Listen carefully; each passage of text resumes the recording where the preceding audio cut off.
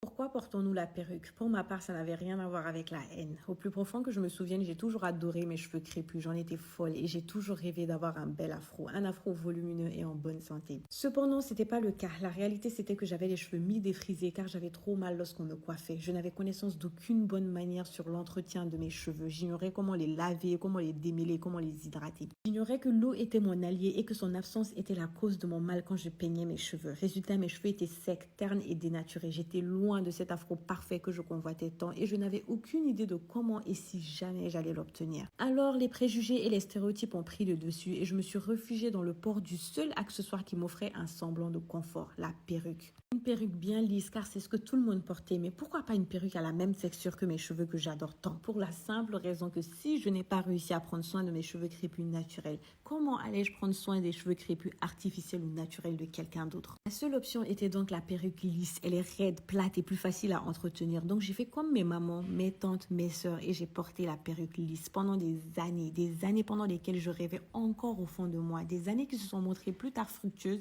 car j'ai appris comment prendre soin de mes cheveux. Toute seule et grâce aux bouches à oreille, j'ai appris les bons gestes. J'ai commencé à les appliquer et mes cheveux se sont métamorphosés. J'ai enfin obtenu mon bel afro, un afro qui vous a fait rêver à votre tour. Mais pourtant, j'avais continué à porter la perruque. Par habitude, par peur d'abîmer ma couronne, car au moins la perruque les protégeait, c'est ce que je me disais, jusqu'à ce que je réalise la profondeur de l'impact que cela peut avoir sur moi-même, sur mes sœurs, mes filles, mes petites filles. J'ai réalisé que je tombais sans même m'en rendre compte dans le gouffre creusé par la ségrégation. Car oui, les femmes noires portent des perruques. Oui, dans certains cas, c'est parce qu'elles n'aiment pas ou ne savent pas prendre soin de leurs cheveux. Mais qu'est-ce qui a causé cette haine et cette perte de savoir? N'avons-nous pas été obligés de raser nos cheveux? Ne nous ont-ils pas imposé de lisser notre afro pour pouvoir travailler? N'ont-ils pas exigé qu'on porte la perruque pour ressembler aux normes qu'ils nous ont imposées? N'ont-ils pas enseigné à nos enfants la haine de soi et la vénération des traits occidentaux? Que n'ont-ils pas fait pour effacer notre identité? C'est eux qu'il faut blâmer et non les victimes qui subissent les conséquences de leurs actes. Donc, au lieu de jeter à la femme noire la grosse pierre en espérant faire tomber de force sa perruque,